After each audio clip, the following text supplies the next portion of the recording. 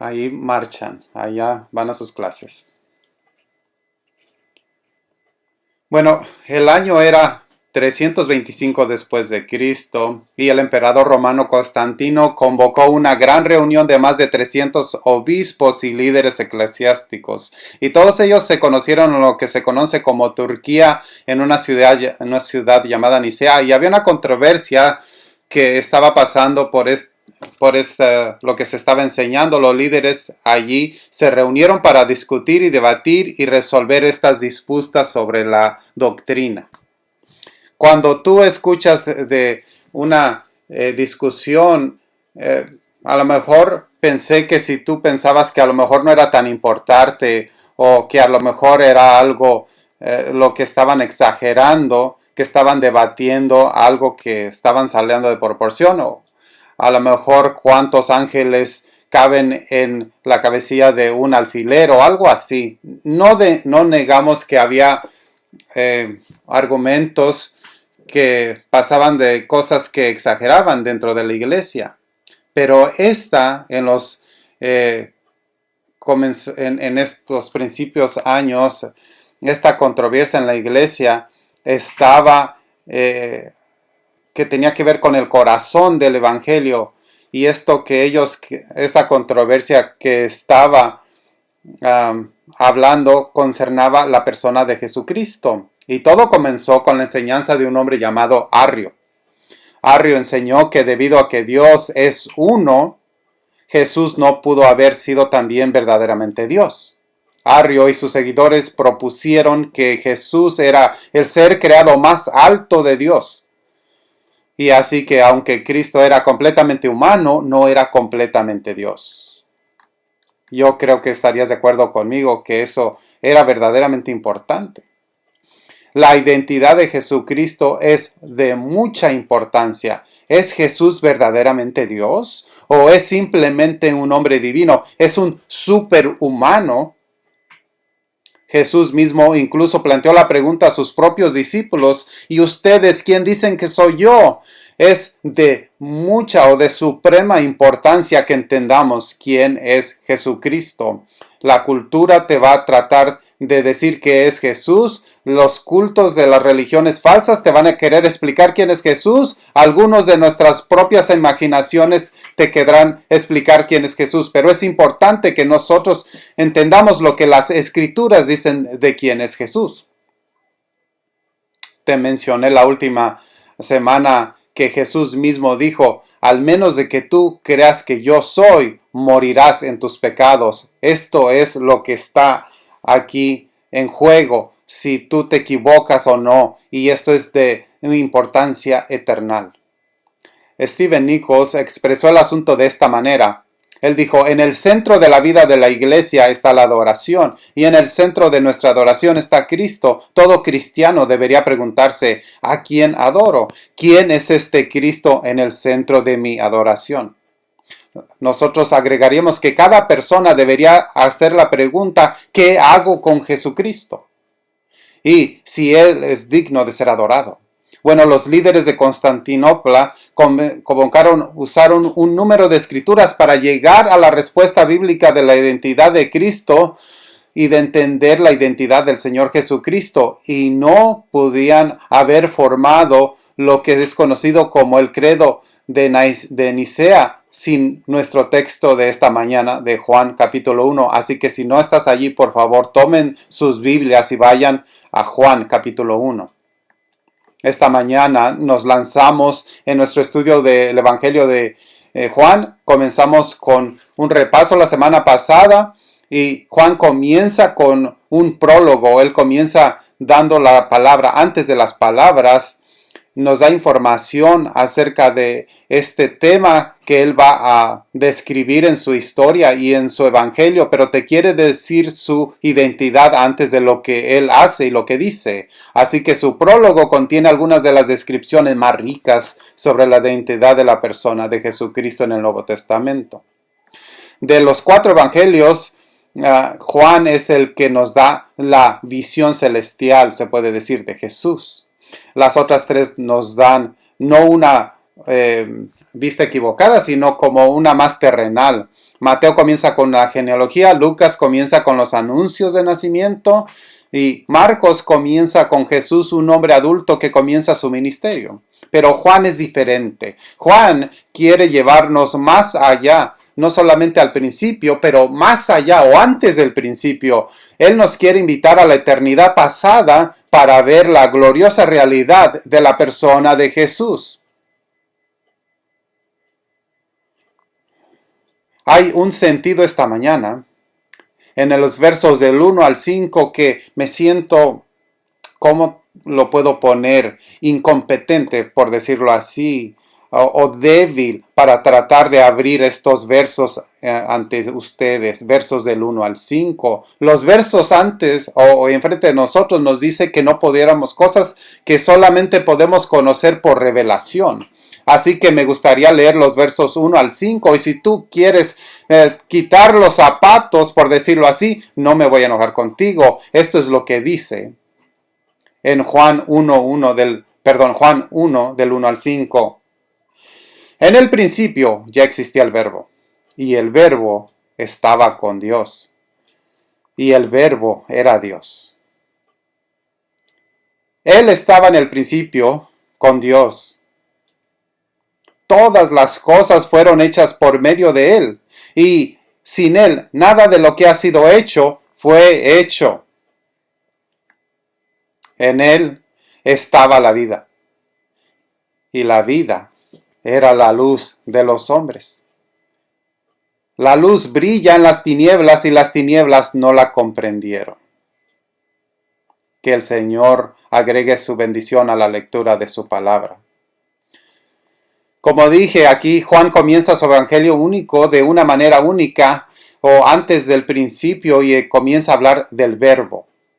En griego la palabra es logos. Puedes mirarlo aquí en el verso 1. También está en el verso 14 y dice, y el verbo se hizo carne y habitó entre nosotros. Este término palabra o verbo es un título que se refiere a Jesucristo. Jesús es el que se hizo carne y habitó entre los hombres. Y esta es una forma misteriosa de describir su evangelio o un tema. Y todos queremos saber por qué lo hizo de esta manera. Juan, ¿por qué lo...? Obviamente creía que era la manera perfecta para describir lo que él quería decir acerca de Jesús. Y entonces todavía hacemos la pregunta, ¿por qué lo hiciste de esta manera? Bueno, creo que para nosotros, viviendo en esta época, tiene un impacto donde nosotros entendemos que él está hablando de esta palabra o del verbo y está descrito y después miramos que esta palabra es Jesús. Así que para nosotros, aquí en este lugar, describe primero la palabra, podemos ver quién es la palabra y luego entender, es Jesús, queriendo decir que entendemos que la palabra es divina, es Dios y luego se hizo hombre en vez de al revés. Creo que para nosotros el impacto, si lo convenciera en el principio era Jesús, nosotros decíamos, Él es hombre y se hizo Dios. Pero el impacto, por lo menos a nosotros en nuestra era, es, aquí es esta palabra, lo describes, ese es Jesús, o me estás diciendo su verdadera identidad, me estás describiendo lo que pasa antes, por decirlo así. Ahora, eso es simplemente por nosotros y no simplemente en ese tiempo cuando Juan lo escribió, pero creo que la razón por la que él describe a Jesús como el verbo para comenzar aquí, es como de alguna manera escondiendo su identidad al primero, es para ver cómo Dios se revela a sí mismo, Dios revelándose a sí mismo. Así que la palabra logos tenía un valor para los griegos y para los judíos y lo que esto significa para ellos, y no quiero irme en todo eso, pero creo que la mejor explicación para nosotros es entender que el verbo aquí se describe como un título y también se puede describir un mensaje o una comunicación o una revelación. Sí, para ti, para mí, para que nosotros conozcamos a Dios, Él se debe de revelar a sí mismo y Dios se revela de diferentes maneras como en la creación. Miramos a la creación y Pablo dice, entendemos que Dios creó estas cosas y miramos algunos de sus atributos invisibles, su poder divino, Dios también se revela en las Escrituras. Tenemos la palabra de Dios para que nos revele a Dios a nosotros. Sin embargo, Hebreos 1 nos da un poco de claridad cuando dice Dios, habiendo hablado hace mucho tiempo, en muchas ocasiones, de muchas maneras, y en estos últimos días nos ha hablado por su Hijo, a quien constituyó heredero de todas las cosas, por medio de quien hizo también el universo, y Él es el resplandor de su gloria, la expresión exacta de su naturaleza. Así que Dios se revela en la creación, en su palabra, pero Dios también se revela en el Verbo. Como dice el autor de Hebreos, en estos últimos días Él nos ha hablado en su Hijo o por su Hijo. Así que como una palabra es tu expresión, así como tus palabras dan expresión a tus pensamientos para saber lo que está en tu corazón, Jesús es la palabra, es la autoexpresión de Dios, la revelación de Dios. Si tú quieres saberlo o conocer cómo es Dios, mira a Jesús. William Hendrickson dijo esto: Cristo expresa o refleja la mente de Dios, también Él revela Dios al hombre. Así que si tú le preguntaras a Dios, ¿qué tienes que decir por ti mismo? Él respondería la creación y luego las Escrituras y finalmente Jesús. Jesús es la revelación más completa de Dios al hombre, sin la cual nosotros no comprenderíamos a Dios. La palabra o el verbo es Dios mismo, explicándose a él mismo al hombre. Y la palabra ha venido a nosotros en la persona de Jesucristo. Y como dijimos, el centro de nuestra adoración es el Señor Jesucristo. Cantamos en esta temporada, ven y adorémosle a Él. Bueno, ¿por qué deberíamos de adorarlo a Él? ¿Por qué debemos adorarlo? ¿Quién es Él? Esta mañana te quiero enseñar de este texto 4 razones convincentes para adorar a Jesús, la palabra de Dios. 4 razones convincentes para adorar a Jesús, la palabra de Dios. Y eso es porque Él es eterno, Él es Dios, Él es el Creador y Él es la fuente de la vida y de la luz. Así que primero, debemos adorar a Jesús, la palabra de Dios, porque Él es eterno. Otra vez, en el principio ya existía el verbo y el verbo estaba con Dios y el verbo era Dios. Él estaba en el principio con Dios. Juan comienza su tratado evangelístico desde el principio de todo, incluso antes de esto, pero sus palabras, cuando las escuchas, en el principio era el verbo, sus palabras allí hacen un eco, otro pasaje muy famoso en la escritura. Sus palabras hacen eco de las primeras 3 palabras de la Biblia en Génesis 1:1, en el principio. Y si usted leyera un libro que comienza con las palabras, cuando en el curso de los acontecimientos humanos, y luego comenzaron a hablar de cosas que son evidentes por sí mismas y derechos que son inalienables, entonces sentirías que el autor estaría tratando de recordarte de la Declaración de Independencia y los principios fundamentales de los Estados Unidos. Juan aquí nos está haciendo lo similar, recordando en el principio lo que dice Génesis 1:1, pero es Juan 1:1, nos está recordando de Génesis aquí porque quiere describir un tiempo antes de todas las cosas, así como Génesis 1:1, en el principio Dios, aquí tenemos en el principio era el verbo. Juan nos está diciendo que esta palabra es anterior al mundo. La palabra fue antes del universo, antes del origen de todo, el verbo ya existía. Y así decimos, el verbo es eterno. Eterno significa que no tiene principio y no tiene término. Él nunca comenzó y Él nunca va a detener. Él siempre fue y siempre será.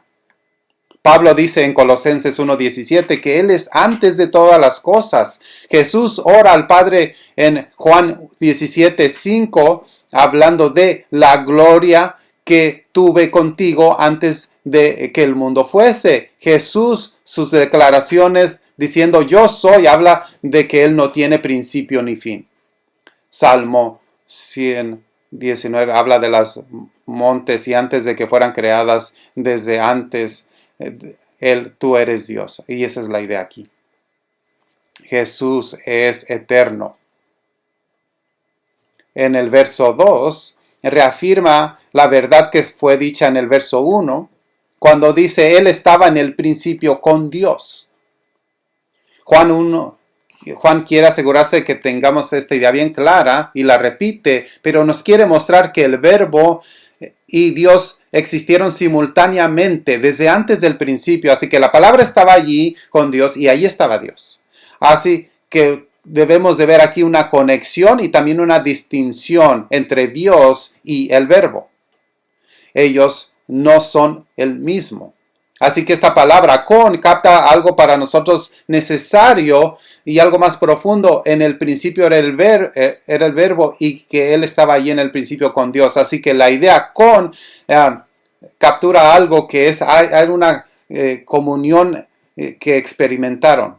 Dios y el verbo con Él comparten un compañerismo, no están coexistiendo como compañeros de cuarto, viven en el mismo cuarto. Esto no es una coexistencia, están juntos. En el principio era el verbo y el verbo era con Dios. Al principio estaba con Dios. Hay comunión, hay compañerismo entre los dos miembros de la deidad.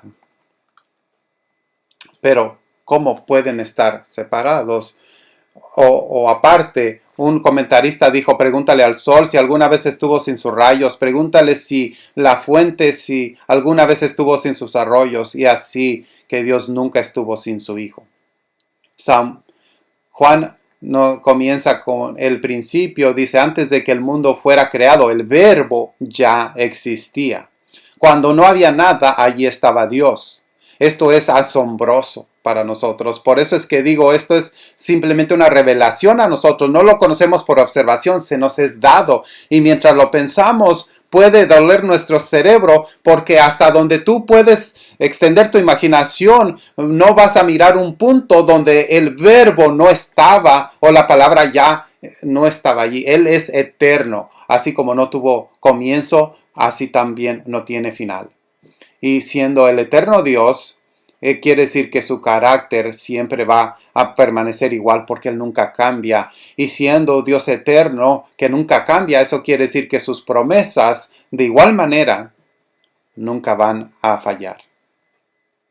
Si tú colectas cupones y los guardas en una libreta, a lo mejor los tienes por fecha o por orden alfabético o algo así. Y si tú tienes ese cupón, siempre vas a estar buscando esa fecha de expiración. A lo mejor es muy buen cupón, pero si dice que expira antes de la fecha que tú lo estás leyendo, ya no sirve para nada. La palabra de Dios es eterna y así que nosotros podemos depender de su palabra y sus promesas nunca van a fallar. Si Él lo prometió, Él lo va a cumplir. Así que si nos decimos que Jesús es digno de ser adorado porque Él es eterno y sus promesas nunca fallarán. Bueno, la segunda razón que vemos aquí que deberíamos obligarnos a adorar a Jesús, la palabra de Dios es esta. Jesús es Dios. Jesús es Dios. Juan 1.1 es una declaración doctrinal muy importante e increíblemente elegante. Está definido para nosotros en forma de semilla la doctrina de la Trinidad. La gente dice la palabra Trinidad no está en la Biblia, claro, pero el concepto está allí. Juan dice el verbo estaba con Dios y el verbo era Dios. 4 palabras profundas en griego y en inglés. El verbo era Dios. Estas son palabras que han sido distorsionadas por herejes, pero se han aferrado firmemente por los que aman la verdad. El orden de las palabras en griego es theos en hologos. Literalmente Dios era la palabra, y cuando dice que era, no es en tiempo pasado, sino en una existencia continua y realidad. La palabra fue Dios. El orden de la palabra enfatiza que el hecho de que la palabra comparte la esencia de Dios o la cualidad de Dios. Una traducción incluso dice lo que Dios era, el verbo era. La gramática en griego está escrita para decir una cosa precisamente, que Jesús es divino o como Dios o que es un Dios. Él está diciendo que Él es Dios. Estas 4 palabras necesitamos aferrarnos a ellas con fuerza porque nos van a proteger de herejías condenadoras con respecto a la persona de Jesucristo. Esas 4 palabras que están escritas en griego y demandan que las traduzcamos, y el verbo era Dios, y no nos permiten que hagamos que diga que el verbo era el Dios o un Dios. Eso quisiera decir que esto sería que Él es el Padre.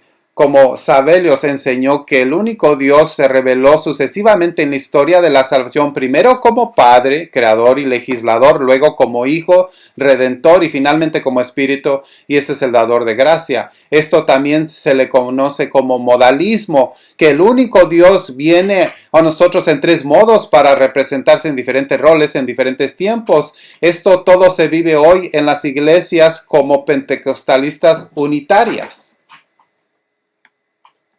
Pero están confrontados con este verso que dice: en el principio era el verbo y el verbo era con Dios y el verbo era Dios. Tampoco hay otra herejía que se mencionó otra vez por Arrios, y esto es decir que el verbo era un Dios, y la manera que ellos lo construyen, no puedes decir que era un Dios. Eso estaría diciendo que hay otra cosa que es Dios, o un Dios junior, y esto se le conoce como arrianismo, y esta enseñanza falsa se conoce como los testigos de Jehová. Si Juan hubiera querido decir que Jesús era meramente divino, podría haber usado otra palabra. Él pudo haber descrito que él era como Dios, pero en vez de eso, él hace esta declaración ortodoxa cuando él dice el verbo era Dios. Él posee una relación especial a Dios, es distinto a Él, pero la palabra o la esencia que Él posee es todo como Dios. Todo lo que puede decir de Dios es verdad acerca del verbo. El verbo es el segundo miembro de la Trinidad, y las Escrituras nos dice que su nombre es Jesús. Si la palabra es Dios, el Dios supremo, entonces, ¿cómo no debemos adorarle? ¿Cómo no debemos de rendir nuestras vidas hacia Él? Hay una tercera razón que vemos aquí que nos debería de obligar a adorar a Jesús, la palabra de Dios, y esa es que Jesús es el Creador. Jesús es el Creador. Jesús, el Verbo, tiene una relación al Padre, pero también una relación con la creación. Jesús no es parte de la creación, Él la creó toda. Verso 3 dice: todas las cosas fueron hechas por medio de Él, y fuera de Él nada de lo que ha llegado a ser creado fue creado. Aparentemente Juan le gusta hacer esto cuando dice lo mismo 2 veces, primero en el positivo y luego en lo negativo. Todo fue creado por Él. Positivo, pero luego en el negativo, nada ha sido creado aparte de Él. Él está cerrando esta doctrina bien en el negativo y en el positivo para ayudarnos a entender que Él absolutamente creó todo.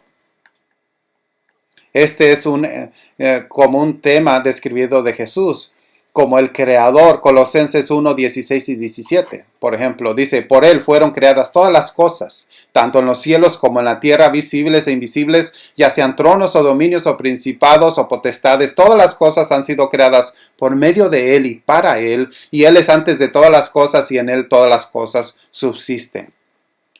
Hebreos habla del Hijo como aquel por medio del cual Dios hizo el universo. Hebreos 1:2. Esta es otra prueba de la deidad de Jesús. Es la palabra de Dios. ¿Quién es Jesús? La palabra siempre habla de Dios como ser el creador. En el principio creó Dios los cielos y la tierra. Génesis 1:1. Salmo 102. Desde la antigüedad fundaste la tierra, y los cielos son las obras de tus manos. El universo no es eterno, tuvo un comienzo. El creador es eterno, y el creador es el Señor Jesucristo. Todo les debe su existencia al eterno Verbo. Date cuenta que Juan dice aquí: todas las cosas fueron creadas a través de Él. La Escritura habla de la obra de la creación como por el Padre y por el Hijo. Los dos estaban trabajando pero el Padre es la fuente. Los teólogos discuten el acto creativo de Dios entre la deidad, diciendo que el Verbo era el agente de la creación, pero el Padre era la fuente de la creación. Esto puede ser similar a los padres que quieren darle un regalo a su hijo y el papá y la mamá lo hacen juntos pero dice, tu mamá y yo queremos que tú tengas esto. Vino de los dos de ellos, pero uno de ellos fue el agente dándole el reloj al hijo. Así que queremos ser bien precisos mientras decimos estas cosas, y Juan dice, todas las cosas fueron creadas a través de él, queriendo decir, él es el agente de creación. Y todo comenzó del Verbo y continúa por la palabra, porque Hebreos 1:3 nos dice que Jesús sostiene todas las cosas con la palabra de su poder. Él la inició, Él gobierna perpetuamente. El teólogo Michael Reeves tuvo una visión útil sobre esto, cuando él dijo, el pensamiento secular en el Oriente ha carcomido esta verdad que aunque Jesús es un salvador, no es realmente el creador de todo. Él escribe así que cantan de su amor el domingo y sienten que es verdad, pero caminando a su casa a través de las calles, pasado por la gente, no sienten que es el mundo de Cristo. Él dice, como si el universo fuera lugar neutral en lugar secular. Él dice, Jesús se reduce a ser poco más que un reconfortado bocado de chocolate espiritual, una opción junto a otros pensamientos de un amigo imaginario, pero no mucho más que eso. Debemos recordar que esta verdad, que Él es el creador de todas las cosas, y si Él es el creador de todas las cosas, Él es el soberano sobre todo. Todo lo que tú ves es creado por Él, desde la célula más pequeña hasta la montaña más grande. Todas las cosas son hechas por Él, por su poder. Los cielos son la obra de sus manos. Y ellos declaran su gloria y Él es sobre todo. Así que cantamos, esta es el mundo de mi Padre. Nosotros sabemos que no tenemos que mirar las noticias para entenderlo, pero sabemos que las cosas no están bien en este mundo. Pero querido cristiano, este mundo es hecho por el Señor Jesucristo. Aunque tenga pecado, esta es su creación y Él la va a renovar. Pero este es su creación. Él permite que Satanás tenga control por un tiempo, pero esto le pertenece a Él y lo va a renovar y va a crear una nueva tierra y nuevos cielos. Pero mientras todo, Él está sobre todo. Así que Jesús no es una criatura de Dios, Él es el que hizo los mundos y todo lo que contiene. Para fallar de adorarlo a Él es ir en contra del hacedor de todas las cosas, el hacedor tuyo, mientras tú te sientas en tu silla y no le das gloria. Hay una cuarta y última razón que vemos aquí que nos debería de obligar a adorar a Jesús, la palabra de Dios, y esto es que Jesús es la fuente de vida y de luz. Jesús es la fuente de vida y luz. Vida y la luz son símbolos religiosos que nos hacen entender su naturaleza simbólica, y Juan aquí está moviéndose en el verso 4 describiendo vida y la luz. Dice, en Él estaba la vida y la vida era la luz de los hombres. Uno de los términos favoritos de Jesús es el término vida. Juan lo recuerda usando 36 veces esta palabra. La vida en el sentido habitual habla de la vida física. Dios da vida y también quita la vida. Jesús mucho usaba la vida no para referirse a vida física, sino para hablar de vida espiritual, vida eterna. Vida aquí se usa ampliamente cuando habla de Él, que Él era vida física y espiritual, ambas. Pero miramos aquí como Jesús es la fuente de esta vida. Juan dice que la vida está en Él. Y a pesar de lo que digan los que creen en la evolución, por ejemplo, la vida no viene de la no vida. La creación tiene que venir de algo, y Juan nos está explicando que en Él estaba la vida. La vida existe, vive y encuentra su fuente en Jesús Cristo. Se encuentra en Él. Una y otra vez, como dije, Jesús menciona la vida. Y Él dice que Él vino para que la gente tuviera vida y la tuviera en abundancia. Él murió para que la gente pudiera tener vida eterna. Dice que Él dio su carne por la vida del mundo y solo aquel que come su carne y bebe su sangre tiene vida. Cuando Él da vida, la gente ya no morirá.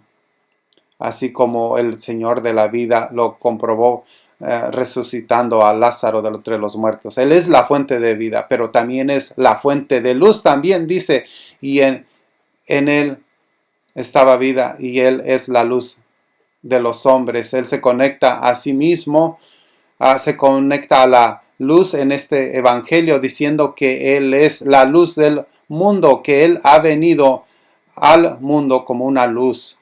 Él dice que el que viene a Él nunca andará en tinieblas, sino que tendrá la luz de la vida. Jesús dijo en Juan 12:36, mientras tengas la luz, creed en la luz.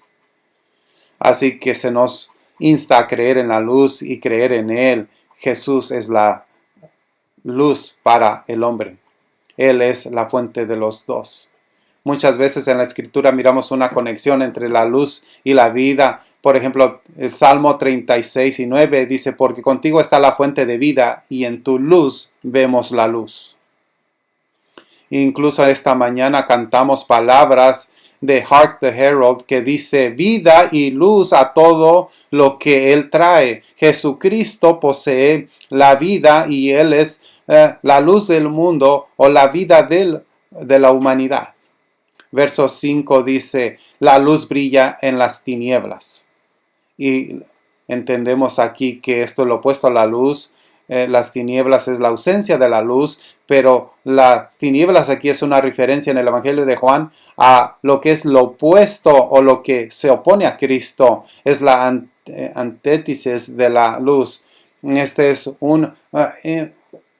es algo maligno que está en contra de Dios, ignorante, ciego, es pecaminoso, es dominado por el pecado. Juan dice que esta fuente de luz y de la luz ha venido en este mundo perverso. La luz brilla en la oscuridad. Bueno, mientras vemos aquí una dualidad entre luz y vida, no podemos pensar en otro círculo como el yin y yang, porque no es exactamente como es Dios y cualquier otra cosa. Hay un conflicto entre la luz y las tinieblas, un conflicto entre Dios y los poderes de la oscuridad de Satanás, pero no son iguales. Aquí dice que la oscuridad no lo comprendió. A lo mejor es mejor entender que estas son las tinieblas, no lo sobrepoderaron. Si tú estás en un cuarto que no tiene nada de luz y si enciendes un pequeño cerillo y está allí en la oscuridad, es más poderoso que la oscuridad porque puedes ver la luz. Así de esa manera Jesús, la luz del mundo, no puede ser apagado por el mundo. Así como Jesús antes de que fuera a la cruz, a los que lo estaban crucificando en Lucas dijo, esta hora y el poder de las tinieblas son vuestras. El poder de las tinieblas. Y luego estaba en la cruz que el príncipe de la luz fue muerto, pero él brilló en victoria sobre las tinieblas y la oscuridad no se apoderó de la luz. La luz vence a la oscuridad y la luz se ofrece a todos los que creen en él. Otra vez Jesús dijo en Juan 12:46, yo he venido como luz al mundo para que todo el que cree en mí no permanezca en tinieblas, porque no puedes parar a Jesús, la luz. Querido amigo, estás caminando en la oscuridad. La oscuridad es el estado de las personas que encuentran, es cuando tú estás por definición, tú has nacido en oscuridad. Nosotros viven como alguien que se despierta en la noche malinterpretando a sombras lo que no puedes ver. Pero Jesús es la fuente de luz y vida. Jesús vino a liberarnos. Jesús vino a sacar a la gente del reino de las tinieblas de Satanás y llevarlos al reino de vida y de luz. y Él te ofrece eso a ti cuando tú vienes a Él en fe. Él es la fuente de esto.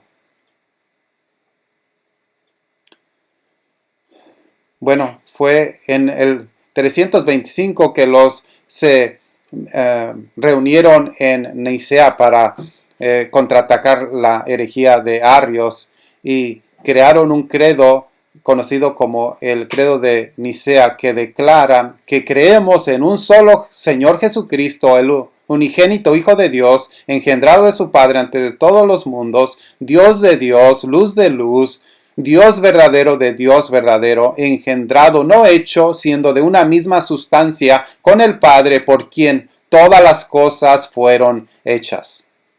¿Puedes escuchar las palabras aquí de Juan en esta declaración? El credo lo entendió. Pero querido compañero, ¿lo entiendes tú? ¿Tú lo entiendes? ¿Entiendes lo que Juan está diciéndonos, que Jesús es el verdadero? Él es el verbo de Dios, Él es eterno, que Él es Dios, que Jesús es la fuente de toda vida y luz, Él es el creador y Él ofrece vida y luz a todos los que vienen a Él en fe. Él solo es digno de nuestra adoración. Déjame orar por nosotros. Oh, Padre en el cielo, tú has dado a tu Hijo. Él es la fuente de vida y de luz, y que Él vino para ser la luz para el hombre. Tú no retuviste a tu Hijo, pero lo diste a tu Hijo por nosotros para que podamos ser salvos a través de Él. Jesús, tú dijiste que todo el que se mantenga en ti va a tener vida eterna y que tú mismo lo resucitarás en los últimos días. ¿Qué promesa es esta que nuestro Señor Jesucristo nos hizo? ¿Qué promesa que no seamos dejados muertos en nuestros pecados? ¡Qué gloria que nosotros no tenemos que caminar en las tinieblas o imaginarnos quién es Jesús de la cultura o de religiones falsas o incluso de nuestras propias imaginaciones? Que nosotros te conozcamos, que entendamos en la gloria de quién tú eres, como dice las Escrituras, que en el rostro del Rey está la luz. Muestra tu rostro y tu favor para con nosotros, que te adoremos en espíritu y en verdad. Y deja que esta temporada en la cual nosotros exaltamos tu nacimiento y tu encarnación, oh Hijo de Dios, que esta temporada sea llena de adoración y que no podamos evitar adorarte en tu amor ofrecido hacia nosotros. En el nombre de Cristo pedimos esto, amén.